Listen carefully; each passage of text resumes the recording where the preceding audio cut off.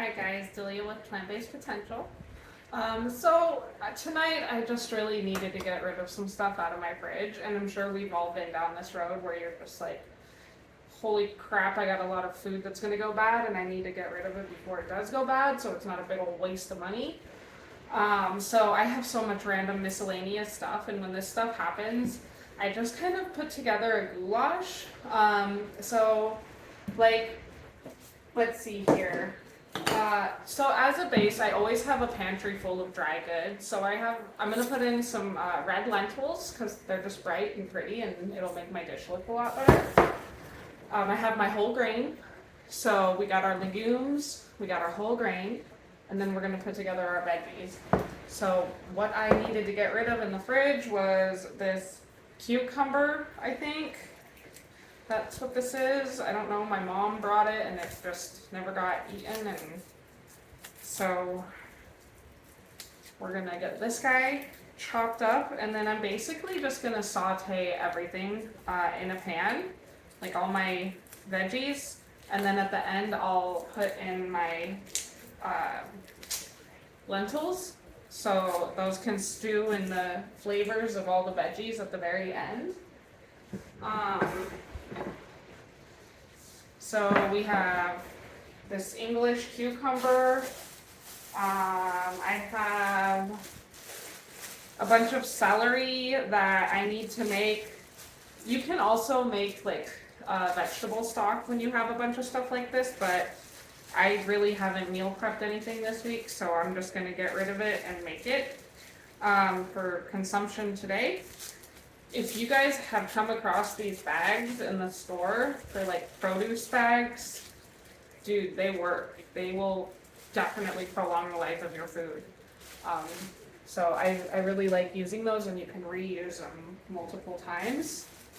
So I got celery, and I have a bag of spinach. So, you know, when you have a big old bag of like leafy greens and you know you're not going to eat that many salads, the best thing you can do to get them consumed, so you can at least get some of the nutrition, is to cook them down, because this big fluffy pile of greens is gonna just go down to almost nothing. So it's a good way to get it down, get it consumed, and still get a little bit of the nutrients from it.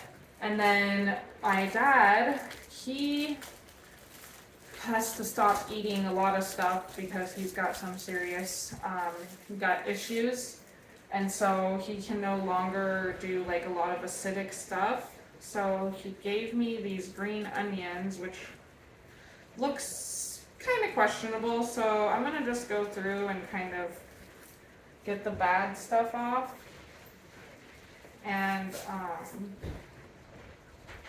And then I will kind of try and save what I can from the good parts of it. So it's not always a complete waste. Sometimes you do have to throw food away, and that just happens. If you have a compost, it's a great way to compost. And honestly, like, I know a lot of people do it probably a little more traditionally than me if they do, but I just throw this at the backyard of my garden area, and the bugs like it, the plants seem to like it. I have like 3 avocado trees just randomly growing back there from doing stuff like this. So, you know, however you want to dispose of your produce leftovers. So also, I always have garlic and onions, so that's like the base flavor of almost everything I make. So I'm always gonna have onions in my pantry. So I got a yellow onion today. I'm gonna add some garlic because, you know, that's the spice of life. I have also bell peppers, that camping trip snack never got snacked on, and a tomato. So this is kind of a lot, but it needs to get eaten, and I'll disperse it through the week. I'll be cooking it out of this fairly large pot. You know, it's pretty deep. It gets the job done. So I don't really know if you guys want to sit here with me through chopping everything out, but I will chop through some of this stuff so that you guys can learn a couple cool tricks if you haven't seen them already from me, and just some cutting techniques. So let me grab a couple of bowls here so I can put some of my stuff away in them.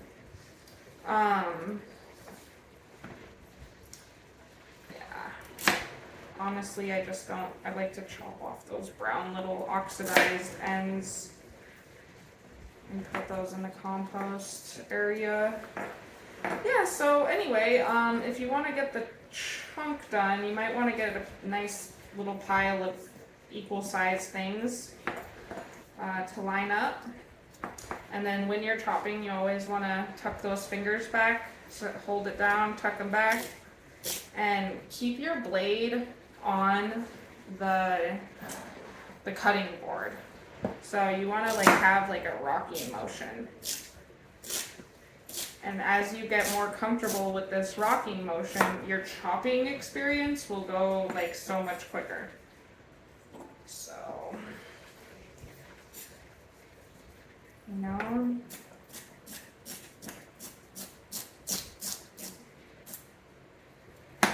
and so this is just going to be a really rough chop because it's all just, like I said, it's going to be a goulash. So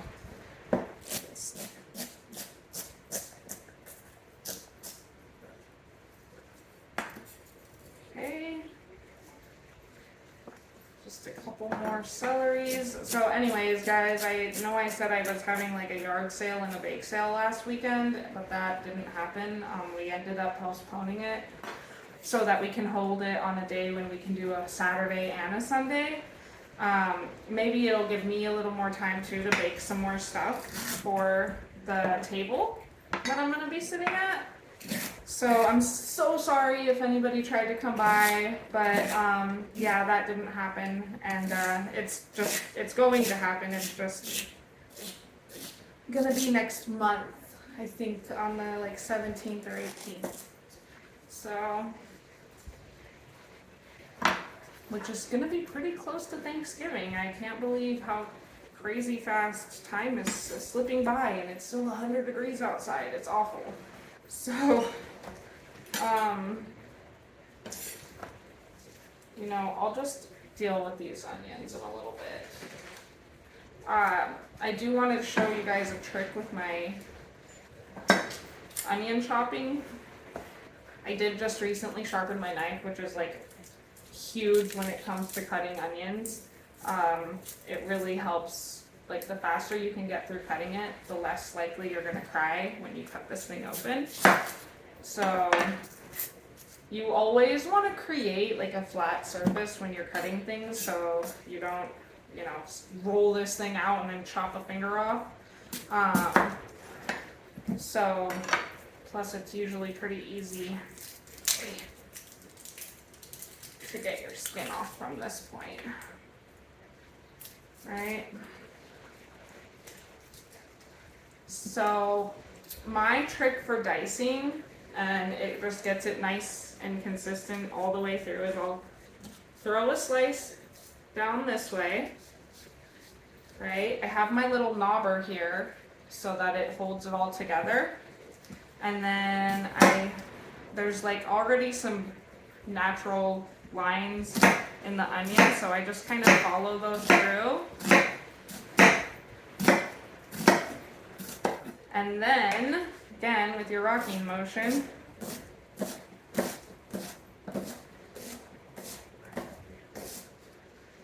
and you'll see you have a pretty nice little fine dice going on. Typically, I like to start my onions first when I'm sauteing stuff, so I'm gonna bowl these separately from my celeries.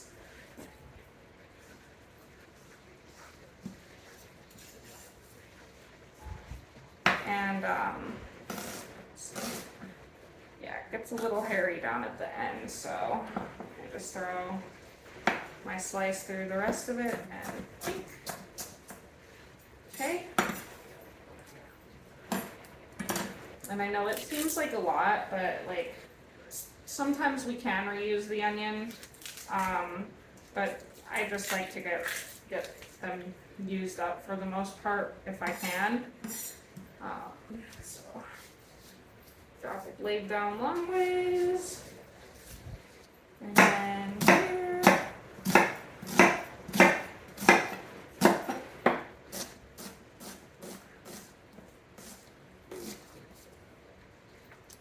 We got stuff falling down the countertops here.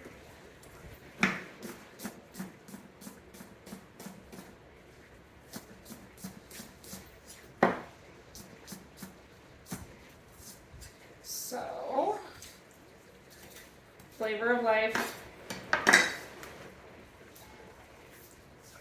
Okay.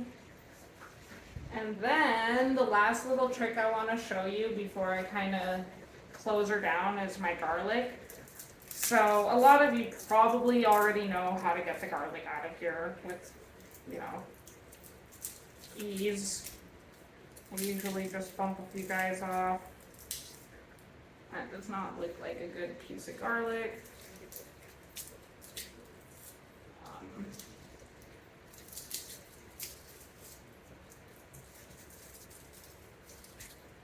And then you want to get them like on their rocking edge, so when you crush it, it's kind of against the grain, and you basically crunch them right out of their shells, right? And there's your garlic clove, so you can set those aside, get through it nice and quick.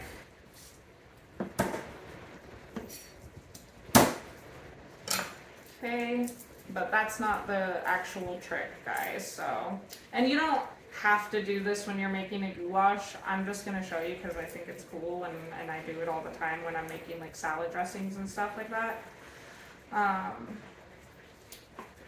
So my garlic trick. And it's like when you're eating raw garlic, you don't really want to like eat a huge chunk of it. You really just want it to be like the flavor in your recipe. So this is how I get like a nice even distribution of flavor when I'm putting garlic into my recipes, which is like most recipes. Right, so I'm gonna just give it a little bit of a more of a smash. Sometimes it helps when you're first starting out doing this trick to kind of chop it down into smaller pieces.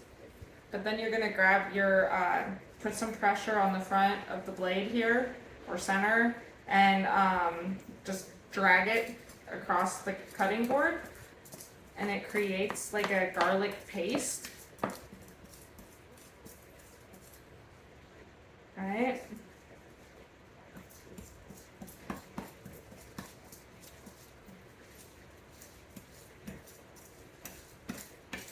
So you can see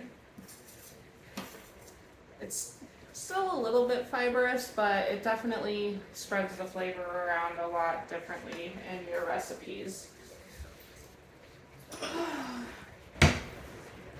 So I'm gonna basically just finish chopping this. I don't know, maybe I can pause the video and then come back. I think I can make that happen. So I'm gonna finish chopping all this stuff real quick, and then I'm gonna bring you guys over to the cooking station, and I'll start kind of mixing in my flavors here. So bear with me. I suck at videoing, so I'm gonna pause and try and bring it back here in a minute. So